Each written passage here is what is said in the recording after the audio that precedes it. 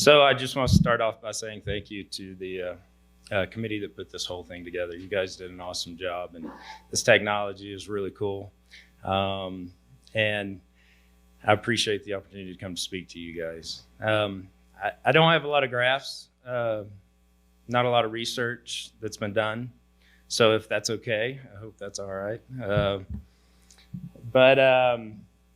And I assume that the reason I'm up here to speak is a little bit just because here in Gunnison we're doing virtual fencing technology, and I've been lucky enough to be involved with that. So it's kind of cool. So hopefully at the end of this, I'll talk a little bit about the research that we've done with it and the trial.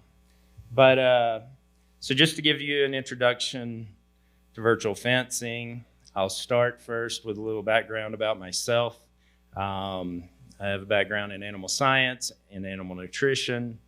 After I got out of college, I spent about 8 years managing a large-scale ranch in Texas. And then luckily enough, I was able to move my family up here 16 years ago and call Gunnison my home. So with my job at CSU Extension, I go by a lot of different titles. County Ag Agent is probably fitting for this group, but I also do a lot of education for youth and county fairs and help kids raise livestock and all the benefits from that as well. So that's a little bit about my background. Now I look across this room and it's a lot of academia, right? So you guys are pretty smart.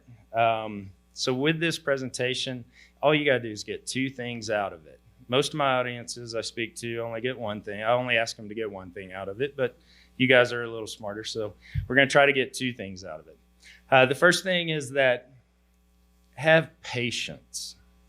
We know how much this technology can do, but we need to have patience as we get started with designing tons and tons of different research projects going forward with this technology. There's a lot of cogs in the wheel around virtual technology. There's a lot on the IT side, and then there's also quite a bit on the animal welfare side. So we got to be mindful of both kind of those areas as we go forward and make sure that we have the technology right. So patience is the number one thing I want you to get out of this presentation, and just think about that going forward. The second thing I want you to get out of this is, holy cow, this is fun, right? We're communicating with cows and they're communicating with us. So that's pretty impressive. And that ought to blow your mind a little bit, that you can tell a cow what to do. You can put an iPhone on a cow and it can talk to you, and you can talk to it and actually have that cow do something. Where from? Your couch at your house, you know, on a laptop at your office or wherever you're at. So the technology is really kind of cool. But again, cool technology and patience. A little bit about how we got here. You know, forever we've made leaps and bounds in cattle traceability. But forever we've just had the ear tag as the identifier for the cow and how to keep track of the cow. Much like the kid on the football field, he's got a jersey and that's the only way his mom knows. That's my kid, number 33, you know, out there. That's all we know about the cows as far as being able to talk to the cows. Anyway, but with that, we made huge strides in cattle traceability with the use of ear tags and identification. We've also made huge strides with radio frequency tags, where we can trace those cows all the way from birth to the plate, and the 10 different places that animal traveled in between. So with that also comes record keeping, phenomenal amounts of record keeping that we've been able to do just based on animal identification.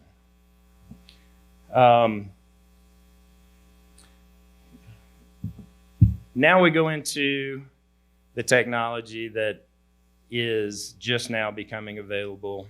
Over the last 5 or 6 years, we've made incredible progress with just this thought of animals being able to talk to us.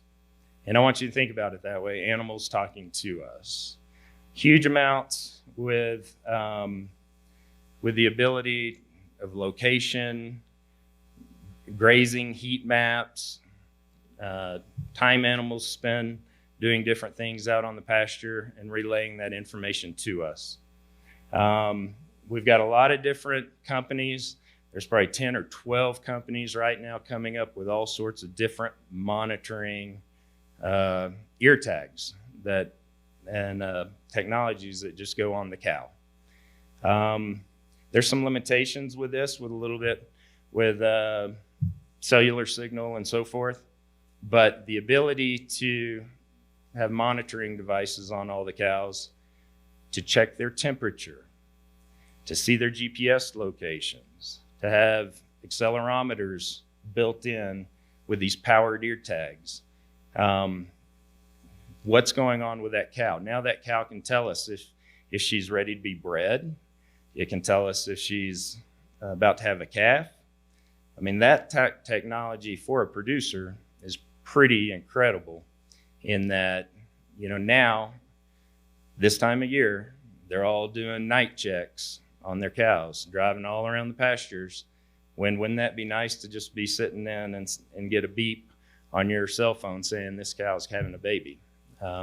So that technology is coming. I think we're still a couple years out, but there's 10 or so or more of these companies that are developing ear tags with powered devices in them.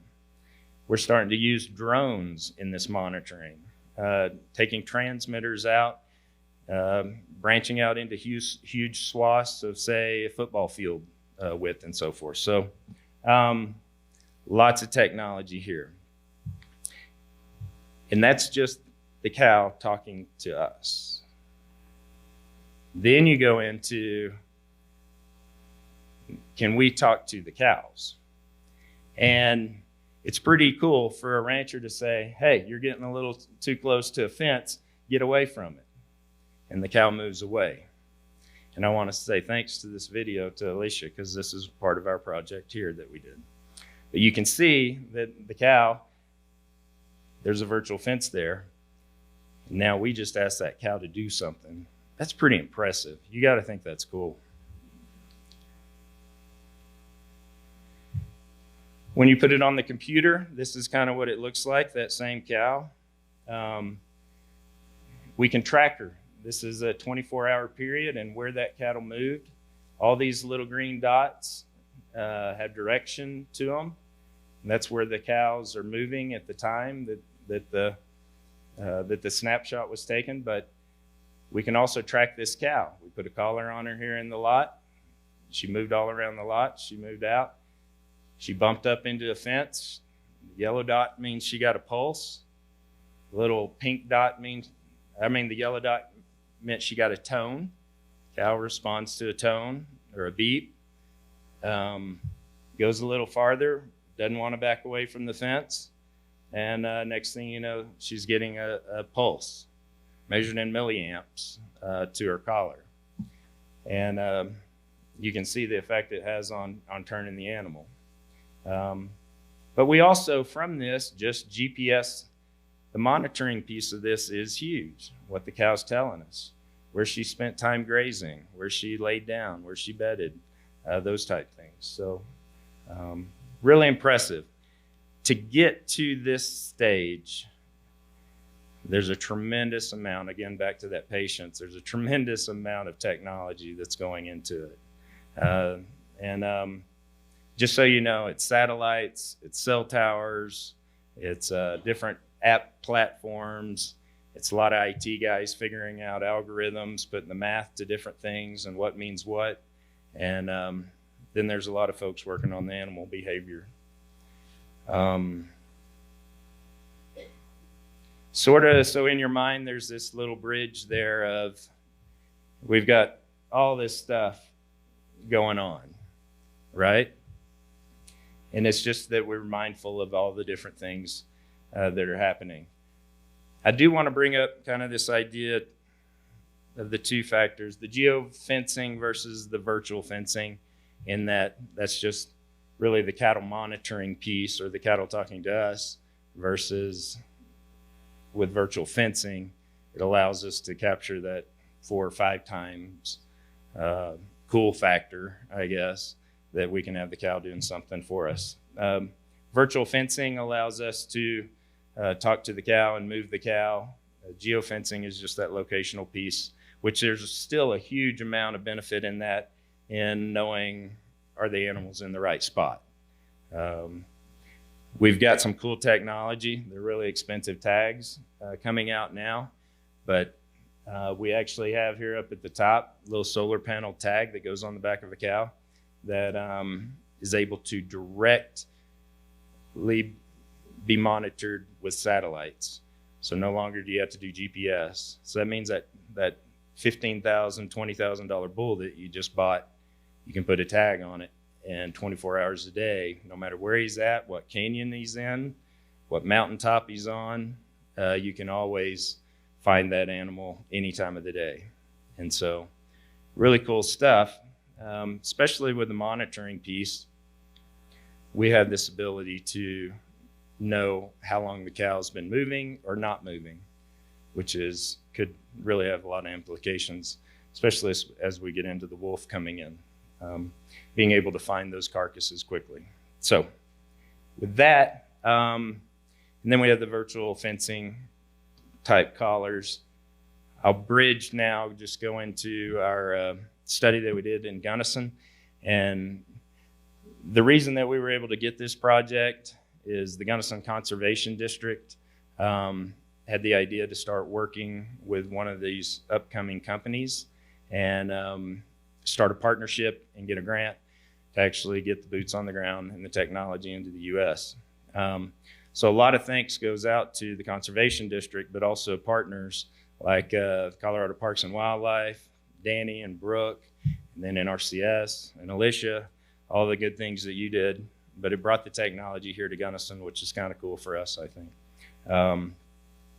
So what we did was working with one of these companies. We worked with a rancher. We put 100 collars on some cows. We turned them out. We started seeing what we could actually do with them. I'll go back to that patience piece. We had some issues with the collars. We ended up, honestly, the cool factor was that 85% of them worked like a champ. And then we had probably 15% of them that, well, she didn't respond to that. Oh, it didn't deliver the right amperage. Oh, maybe the hair on the neck was a little too thick at that time of year. So we do have some of these limiting factors that, again, give it a couple of years, and this thing could pull out all the promises that everybody wants it to have. But with that, because I want to have a little bit for questions, but you just start thinking about it from a research perspective in this precision grazing, new trials that can come out. Not just are we turning in mobs of cattle, we're actually selecting which cows can graze which areas and for how long, and pulling them off and put them on. So I think there's a lot to that going forward as you guys start to design these grazing and habitat type research projects. So with that, I appreciate being up here. Do we have time for questions?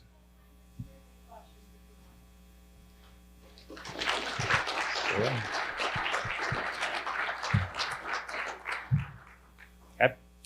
Here, let me take the mic to you. Thanks. That was really interesting. I'm wondering how easy it is to move the fences around, and if there's any negative consequences with the cattle behaviorally from having them moved around frequently at small scales, that would negatively impact them.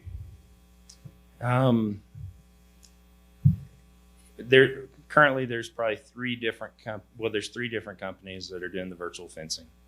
The company that we worked with and the platform that we used was incredibly easy to set up and to move fences. Literally, you can just draw a line on Google and move the whole pasture.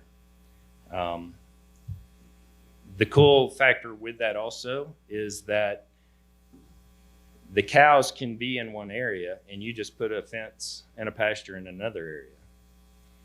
And the way the technology works is that the cows aren't all getting, say, shocked at that point, but yet if they're always moving towards the new pasture, then they don't get tones, they don't get signals, they don't get anything. If they start to move away from it, then at that point, they do get a beep and notification that they shouldn't be going that direction. So you can actually move the cows down the highway if you wanted to. You can move them from one area to another. You can move them from a sage-grouse select off a sage-grouse select really and truly as quick as drawing a line on Google Maps. With the animal husbandry thing, there's a training piece at the beginning, kind of with the cows, getting them used to it, using some of the physical barriers in conjunction with your virtual fencing and stuff like that. But then what was the second part of your question?